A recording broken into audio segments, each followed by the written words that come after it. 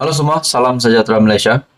Setelah beberapa hari ataupun beberapa waktu, keputusan muda untuk menarik sokongan daripada Kerajaan Perpaduan ataupun daripada Pakatan Harapan, akhirnya banyak gesaan yang diterima oleh Presiden muda sendiri, Syed Saddiq Syed Abdul Rahman, untuk meletakkan jawatan sebagai ahli Parlimen Muar.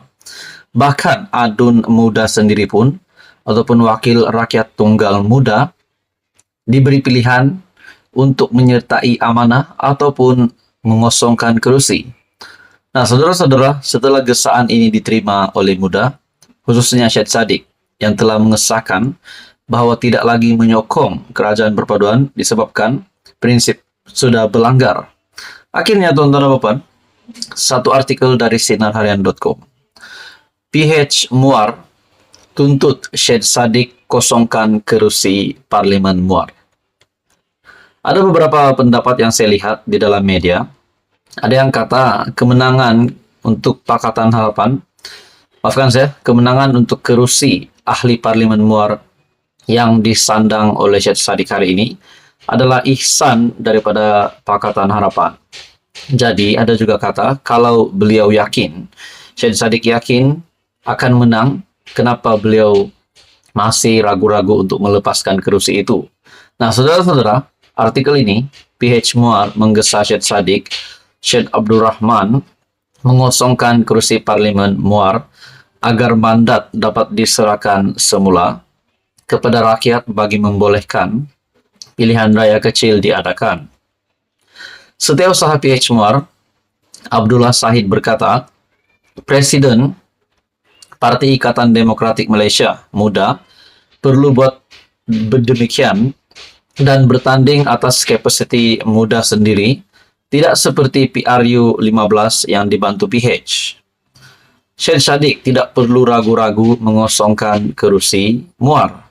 Sekiranya yakin boleh memenangi semula kerusi ini atas kapasiti muda, ayuh kita serahkan semula pada rakyat Muar untuk memilih pemimpin tempatan yang benar-benar membawa aspirasi pengundi Muar yang menyokong Datuk Seri Anwar Ibrahim selaku Perdana Menteri dan berganding bahu dalam Kerajaan Perpaduan untuk perubahan Malaysia ke arah yang lebih baik, katanya ketika sidang akbar di Galeri Seni Muar di sini pada Khamis. Pada Ahad, muda memaklumkan akan bertindak sebagai pembangkang kuasa ketiga sekaligus menarik sokongan terhadap Kerajaan Perpaduan. Syed Saddiq menjelaskan pemberitahuan mengenai perkara itu telah diserahkan kepada Speaker Dewan Rakyat Tan Sri Johari Abdul menerusi surat yang diutuskan pada Ahad. Mengulas lanjut, Abdullah berkata, tindakan Syed Saddiq keluar daripada Kerajaan Perpaduan ketika negara perlukan kestabilan politik bagi memperbaiki kerosakan yang telah berlaku amat tidak wajar. Dakwanya mudah sanggup mengambil jalan seperti pihak pembangkang yang berpolitik dan menggugat kestabilan negara demi kepentingan pribadi menurut artikel ini. Satu artikel dari sinarharian.com, PH Muar tuntut Syed Saddiq kosongkan kerusi Parlimen Muar. Halo semua, salam sejahtera Malaysia. Selamat datang ke channel Fels Lifestyle. Saudara-saudara, masih hangat tentang keputusan DNAA Timbalan Perdana Menteri ataupun Presiden UMNO Ahmad Zahid Hamidi. Perkara ini masih lagi berpanjangan dan masih lagi menjadi isu ataupun masih dipertikaikan khususnya daripada kepimpinan politik dan juga pembangkang. Nah, saudara-saudara, ramai juga yang menantikan apa kenyataan dari Perdana Menteri Datuk Seri Anwar Ibrahim. Nah, saudara-saudara, tuan-tuan dan puan-puan yang amat dihormati sekalian, satu artikel dari biharian.com noktakan isu DNAA di Dewan Rakyat. Gesa Wakil Rakyat PKR kepada Perdana Menteri. Sudah pasti ramai yang pasti menantikan apa respon dari Perdana Menteri Datuk Seri Anwar Ibrahim berkaitan dengan isu DNAA Ahmad Zahid Hamidi. Adakah beliau mempunyai kaitan dengan keputusan DNAA Ahmad Zahid Hamidi ataupun tidak. Dalam artikel ini, seorang penyokong kerajaan menggesa Perdana Menteri Datuk Seri Anwar Ibrahim memberi penjelasan sendiri di Dewan Rakyat mengenai keputusan melepaskan tanpa membebaskan DNAA Datuk Seri Dr. Ahmad Zahid Hamidi daripada 47 pertuduhan pecah amanah, rasuah dan pengubahan wang haram milik Yayasan Akal Budi. Gesaan itu dibuat ahli Parlimen Pasir Gudang, Hassan Abdul Karim, yang menyifatkan langkah itu penting bagi membolehkan ahli Parlimen Pembangkang mendapat penjelasan sebenar.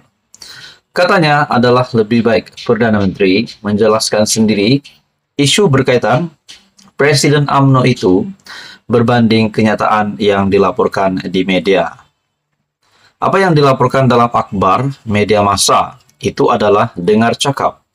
Namun saya percaya apa yang beliau cakap kerana ia perbualan antara sahabat dalam parti, perbualan antara pemimpin dengan ahli parti. I will not throw my leader under the bus. Saya tidak akan membelakangi pemimpin parti saya. Saya akan pertahankan di dalam dewan ini. Namun untuk berlaku adil supaya sahabat di blok pembangkang jelas perkara ini, kami hendak dengar sendiri dari Perdana Menteri supaya isu DNAA dinoktah di dewan ini, katanya. Hassan yang juga bekas pengurusi Majlis Pimpinan PKR Johor berkata, beliau kurang berpuas hati dan mahu Peguam Negara memikul tanggungjawab dalam isu berkenaan. Katanya, beliau setuju jawatan kuasa pilihan khas hak asasi manusia, pilihan raya dan reformasi institusi untuk memanggil Peguam Negara yang lalu dan kini untuk menjawab isu berkenaan. Peguam Negara mesti datang untuk menjawab dan jangan beri alasan untuk tidak datang. Ini kerana jawatan kuasa dan parlimen ada integriti. Beliau juga menegaskan akan mempertahankan Perdana Menteri dalam isu berkenaan dan percaya tidak ada campur tangan dalam isu berkenaan.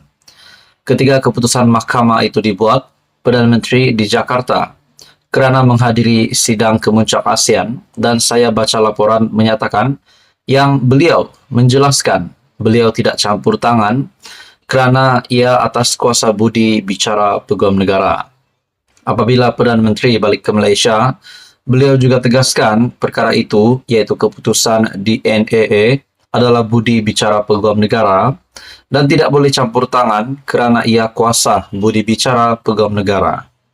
Beliau menjelaskan isu DNAA itu sudah dikemukakan kepada Perdana Menteri secara pribadi dan dengan tegas Perdana Menteri menyatakan tidak campur tangan bukan saja keputusan mahkamah itu tetapi juga kuasa Peguam Negara dan setuju Badan Kehakiman perlu bebas membuat keputusannya sendiri. Malah, apabila ahli Parlimen Pago iaitu Tan Sri Muhyiddin sendiri dan MP Tasik Gelugor, Datuk Wan Saiful Wanjan dituduh di mahkamah, saya ada nyatakan secara terus kepada Perdana Menteri jangan aniaya saingan politik. Nah, akhirnya itulah yang terkini dari satu artikel dari Biharian.com. Noktakan isu DNAA di Dewan Rakyat, gesa Wakil Rakyat PKR kepada PM, dan maklumat terkini bahawa Perdana Menteri menyatakan bahawa tidak terlibat dengan keputusan itu. Saudara-saudara, sekian saja kali ini. Teruskan bersama di dalam channel ini untuk info yang seterusnya. Mohon jasa baik Anda untuk bantu channel ini dengan menekan butang like, share, dan juga subscribe.